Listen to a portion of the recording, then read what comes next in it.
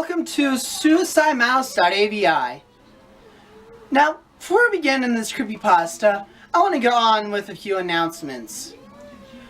For one thing, if you want to watch a fan-made version of this creepypasta, click this annotation right here.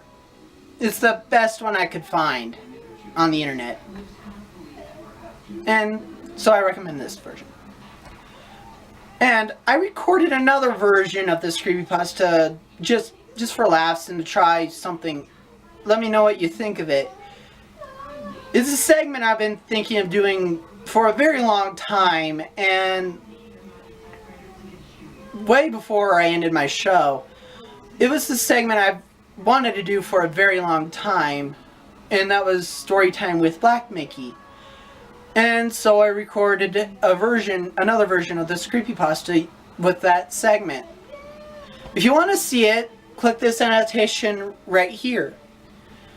And let me know what you think of it. I would love to do another one like it, but if you guys don't like it at all, I won't do it again. And I promise I won't. Alright? Well, enough with me rambling. This creepypasta is about... Actually, I don't know what it's about. Just here it is. So, do any of you remember those Mickey Mouse cartoons from the 1930s? The ones that were just put out on DVD a few years ago?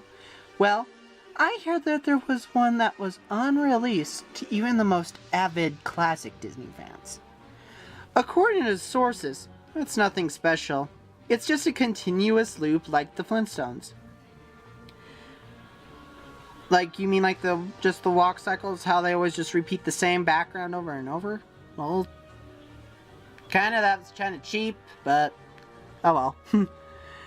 Of Mickey walking past 6 buildings that go on for 2 or 3 minutes before fading out. Unlike the cutesy tunes put in through, the song on this cartoon was not a song at all. Just a constant banging on a piano for a minute and a half before going to white noise for the remainder of the film. It wasn't the jolly old Mickey we come to love either. Mickey wasn't dancing, not even smiling, just kind of walking as if you or I were walking with a normal facial expression. But for some reason his head tilted to side to keep this dismal look. Up until a year or two ago, everyone believed that after it cut to black, and that was it.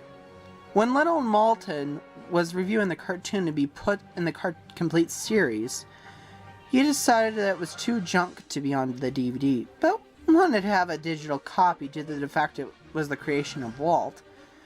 When he had digitized the version up on his computer to look at the file, he noticed something. The cartoon was actually 9 minutes and 4 seconds long.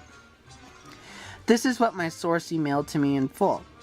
He is a personal assistant of one of the higher executives at Disney, and an acquaintance of Mr. Malton himself.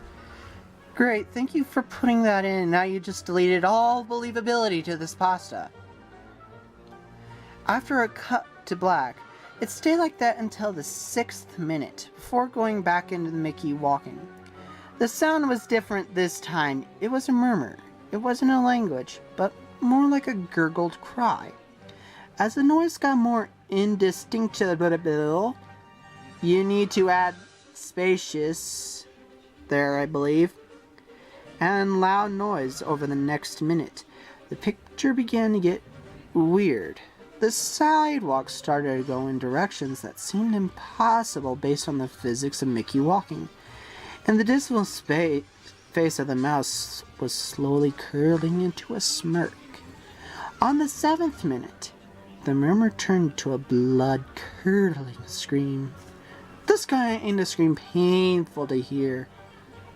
Brother. Okay. If you're gonna put in a scream, again, you just lost the scariness factor. Great, thank you. And the picture was getting more obscure. Colors were happening that shouldn't have been possible at the time.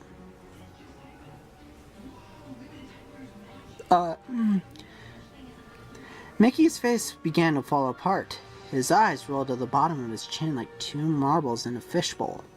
and his cruel smile was pointing upward on the left side of his face. The buildings became rubble floating in midair, and the sidewalk was slowly and possibly navigating in warped directions. For a few seconds was inconceivable with what we as humans know about direction. Okay, I'm really confused about the sentence I just read. Mr. Moulton got disturbed and left the room, sending an employee to finish the video and take notes of everything happening up until the last second. And afterward, immediately store the disc of the cartoon into the vault. This distorted screaming lasted until 8 minutes and a few seconds in. Then abruptly cut to Mickey Mouse's face at the credits of the end of every video with what sounded like a broken music box playing in the background. This happened for about 30 seconds. And whatever was in that remaining 30 seconds, I haven't been able to get a silver of information about. From a security guard working under me who was making rounds outside that room, I was told after the last frame, the employee stumbled out of the room with pale skin saying, Real suffering is not known," 7 times, before speedily taking the guard's pistol and offering himself on the spot. The thing I couldn't get out of Leonard Moulton was that the last frame was a piece of Russian text that roughly said, "The sights of hell bring its viewers back in." As far as I know, no one else has seen it, but there have been dozens of attempts to get the file back on rapid share by employees inside the studio, all of whom have been promptly terminated of their jobs. Oh, brother. Well, whether it got online or not is up for debate, but if rumor serves me right, it's online somewhere under the name SuicideMouse.avi. If you ever find a copy of the film, I want you to never view it, and contact me by phone immediately, regardless of the time. Okay, then where's your phone number then, if you say this alleged episode actually exists? When a Disney death is covered up as well as this, it means this has to be something huge. Get back at me. TR. And that I've was yet to find a copy of SuicideMouse.avi. this, but it is out there. Creepypasta, I know it. it had a very nice concept to it, and actually it is very well written. But the problem is the author killed believability to it. All of it.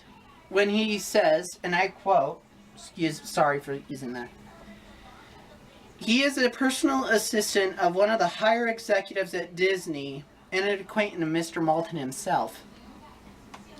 That kind of killed all believability to it, because this is a personal assistant. Why would this personal assistant tell the author? Why? Wouldn't you want to be keeping that to yourself?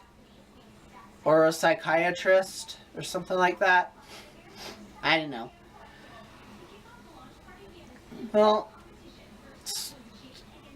as I said, it is a very well written pasta. I can see why a lot of people love it, and I do recommend it. I did have an enjoyment out of reading it too.